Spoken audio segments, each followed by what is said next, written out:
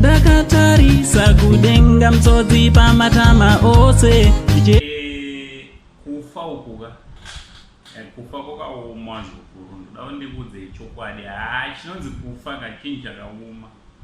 ende vamwe vanenge vachiti hanzi munhu kana akunofa umwe anotozviziva kutoti inini ndinenda kudi ndakunofa ameno vamwe ndozvo vanotaura ameno kuti on Genius case ndozvimwe chete zvokuti Ginimbi anga akuziva kuti akunofa mazuva ake akukwana pozi zviri kunzi mukomana anga akatotenga coffin nechekare vazukuru zvandiroda kuti ndikuratidzei panapa nditi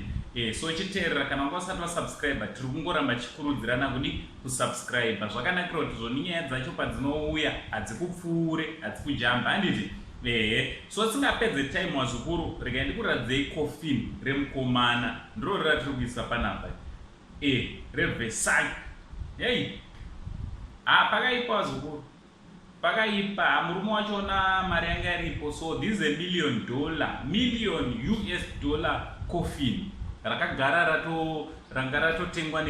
ratotengwa nemukomana kuitira kuti muzomuisa imomo anga atoanaro mumba anditi so ndo zviri kuitika mastreets esocial media also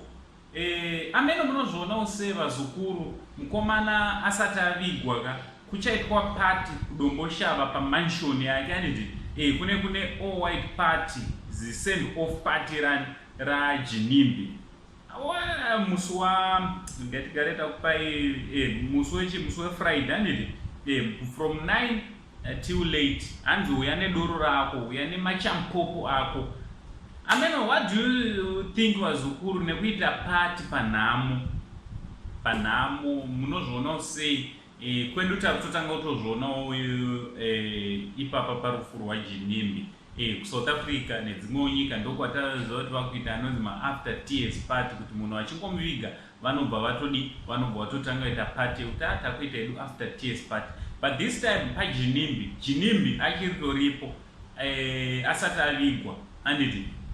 pakutoitwa party pamba pake so what do you think vazukuru nezviri kuitika pamariro paGinimbi also tisingakanganwe kana kuvhara nzeve panyaya dziri kuseculata dzekunzi mukomana anogona akadaro akaromba ndonyaya dziri kuseculata ndokunga muri kudzinzwa handiti nyaya dzachona dzinonetsa kuti tinatsodzitaura bhozi adzi dzinenge dzisina umbowo hwakakwana but mukomana ari kunzi anenge ane ubatwa hwanga akabata ataura nemakomenzi kuti munofungei nenyaya dzachona nekutenga coffin nemafiro avakaita nekuzonzi pane party futi kataura nemakomenzi naango saint ndo update yatangotiuyo zvokuudza yani chitichi much love